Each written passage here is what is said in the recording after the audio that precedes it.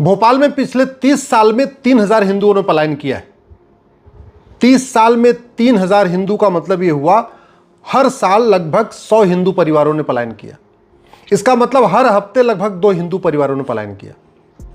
जब भारत का विभाजन हुआ था तो सिंध से जो लोग भाग के आए थे अपना मकान दुकान खेत खलिहान छोड़ के, उसमें उन्हें भोपाल में बसाया गया था और जहां पे वो सिंधी सारे रहते थे उसको सिंधी कॉलोनी कहते थे।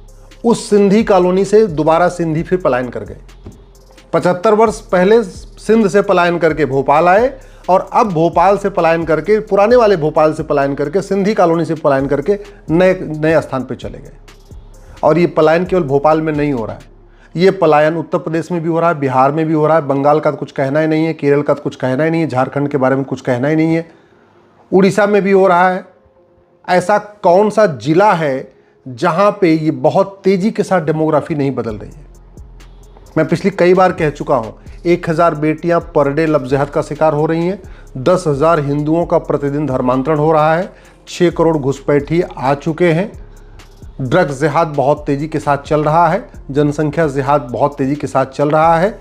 9 राज्यों में हम पहले ही ख़त्म हो चुके हैं, 800 जिलों में से 200 जिलों में पहले ही ख़त्म हो चुके हैं, 6000 तहसीलों में से 1500 तहसीलों में पहले ही ख़त्म हो चुके।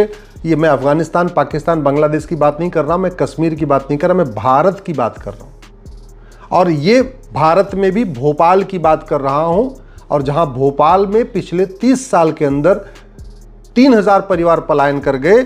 जहां रेशियो पहले 80-20 का था, अब वहां रेशियो 20-80 का हो गया है और बाकायदा ये पूरा सर्वे हुआ है। सवाल ये है कि समस्या क्या है?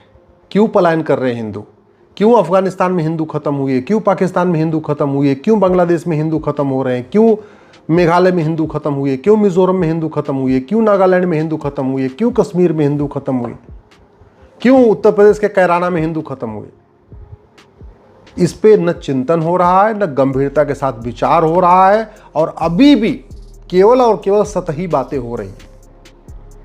अगर ये जो पलायन चल रहा है इसको नहीं रोका तो 25 साल के बाद स्थितियां बहुत भयानक होंगी।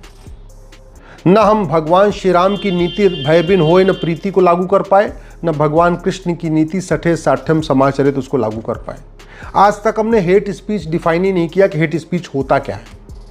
किताबों में हेट स्पीच भरी हुई है, लाउड स्पीकर से हेट स्पीच दी जा रही है, और वो सब इसलिए चल रहा है क्योंकि हमने किसी कानून में हेट स्पीच को डिफाइन नहीं किया। 75 साल बीत चुके हैं, एक छोटा सा हम नहीं काम कर पाए। हमने आज तक माइनॉरिटी को नहीं डिफाइन किया कि माइनॉरिटी कौन होगा।